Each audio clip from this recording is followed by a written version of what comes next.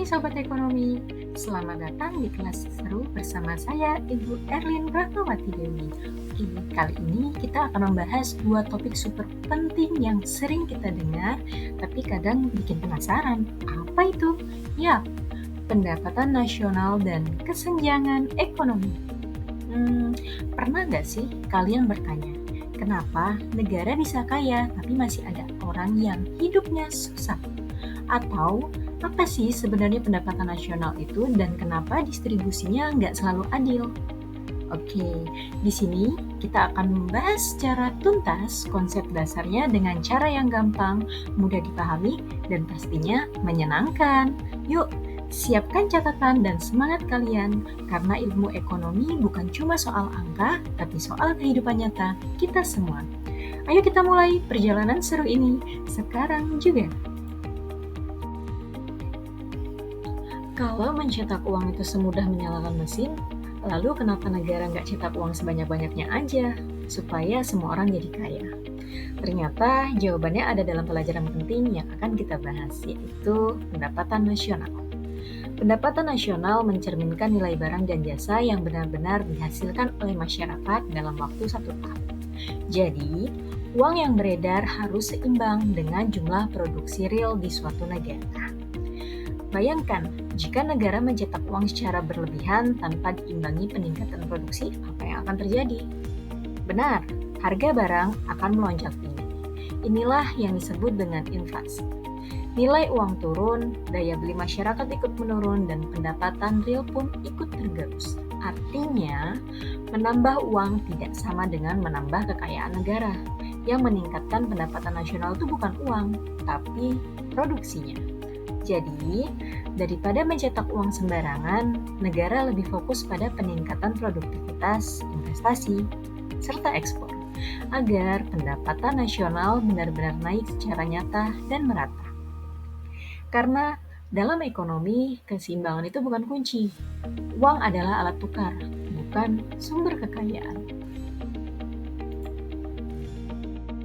Dapat kita garis bawahi, pendapatan nasional merupakan nilai barang dan jasa akhir yang diproduksi oleh suatu negara dalam periode tertentu, umumnya 1 tahun. Nilai ini menjadi indikator utama dalam penilaian tingkat kesehatan ekonomi nasional serta kesejahteraan masyarakat. Oke, di sini ada 3 cara untuk menghitung pendapatan nasional. Nah, untuk menghitung pendapatan nasional digunakan 3 pendekatan utama. Yang pertama yaitu pendekatan produksi, yang kedua pendekatan pendapatan, serta yang ketiga pendekatan pengeluaran, yang dimana masing-masing pendekatan ini menggambarkan sisi yang berbeda dari kegiatan ekonomi. Selanjutnya yang akan kita bahas yaitu terdapat indikator penting yang digunakan dalam menganalisis pendapatan nasional. Nah, indikator-indikator penting yang digunakan dalam menganalisis pendapatan nasional ini ada 3. Yang pertama yaitu PDB, atau yang kita kenal Gross Domestic Product. GDP merupakan nilai total semua barang dan jasa akhir yang diproduksi di dalam wilayah suatu negara dalam periode waktu tertentu, biasanya dalam 1 tahun, tanpa memandang siapa yang memiliki faktor produksinya. GDP ini memiliki 3 karakteristik. Yang pertama yaitu mengukur aktivitas ekonomi dan domestik. Yang kedua, tidak memperhitungkan aliran pendapatan dari luar negeri berupa remittansi, investasi asing, serta yang lainnya. Yang ketiga yaitu digunakan untuk mengukur pertumbuhan ekonomi di suatu negara. Terdapat 2 jenis PDB. Yang pertama yaitu PDB nominal, dihitung berdasarkan harga berlaku di tahun tersebut. Dan yang kedua yaitu PDB real, dihitung berdasarkan harga konstan untuk menyesuaikan inflasi. Indikator yang kedua yaitu Produk Nasional Bruto atau Gross National Product. PDB merupakan nilai total barang dan jasa akhir yang diproduksi oleh warga negara di suatu negara, baik yang berada di dalam maupun luar negeri dalam periode tertentu. Karakteristik dari PDB ini yang pertama yaitu mengukur aktivitas ekonomi berdasarkan kewarganegaraan, bukan lokasi geografis. prioritas. Yang kedua yaitu mencerminkan seberapa besar warga negara berkontribusi terhadap perekonomian, termasuk yang berada di luar negeri. Indikator yang ketiga yaitu pendapatan nasional neto atau Net National Income. NNI merupakan pendapatan nasional bersih yang diperoleh setelah dikurangi penyusutan atau depresiasi dari PNB. Terdapat 3 karakteristik. Yang pertama yaitu menggambarkan pendapatan bersih real yang tersedia bagi warga negara. Yang kedua digunakan untuk menilai kesejahteraan ekonomi secara lebih akurat. Serta yang terakhir menghilangkan pengaruh penurunan nilai aset tetap seperti mesin, bangunan, dan lain-lain dalam proses produksi. Dengan memahami 3 indikator ini, pemerintah dapat merancang kebijakan ekonomi yang tepat guna meningkatkan pertumbuhan ekonomi secara berkelanjutan. Namun dengan demikian, tingginya angka pendapatan nasional belum tentu menunjukkan pemerataan kesejahteraan.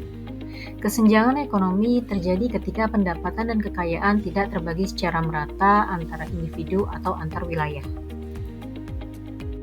Namun dengan demikian, terdapat beberapa faktor penyebab terjadinya kesenjangan ekonomi.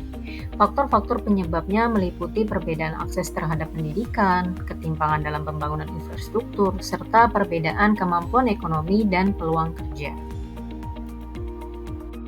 Untuk mengukur tingkat ketimpangan yang terjadi, digunakan alat seperti koefisien Gini dan kurva Lorenz, di mana semakin tinggi nilai Gini rasio, semakin besar tingkat ketimpangan yang terjadi antara distribusi pendapatan.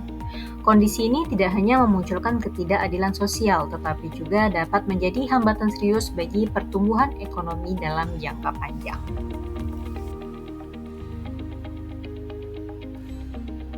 Kesenjangan ekonomi yang terjadi di suatu negara merupakan tantangan serius dalam pembangunan nasional. Ketimpangan distribusi pendapatan dapat menimbulkan ketidakstabilan sosial, menghambat pertumbuhan ekonomi, serta memperlebar jurang kesejahteraan antar kelompok masyarakat. Untuk itu, diperlukan upaya sistematis dan terarah guna menciptakan pertumbuhan ekonomi yang lebih adil dan merata.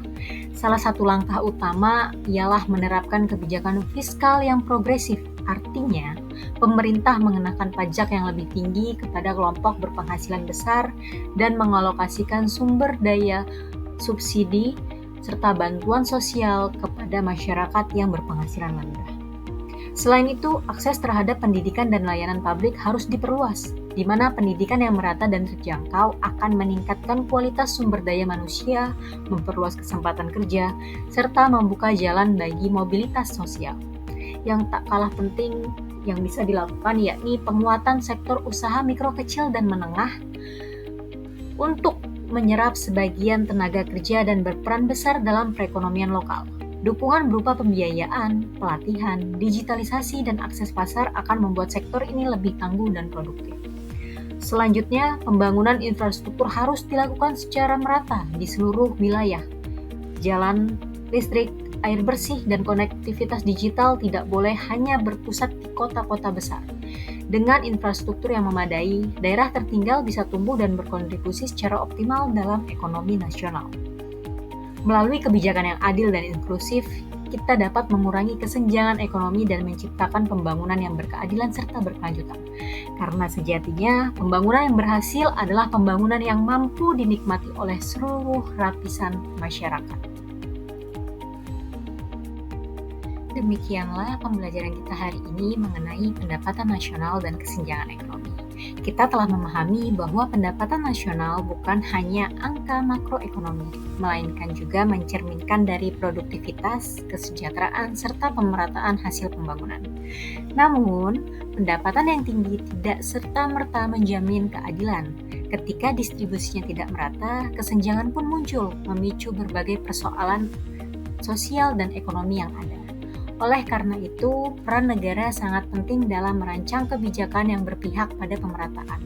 Melalui pajak yang adil, akses pendidikan, serta layanan publik yang setara, penguatan UMKM, serta pembangunan infrastruktur yang inklusif, diharapkan ekonomi nasional tumbuh tidak hanya besar, tetapi juga berkeadilan dan berkelanjutan.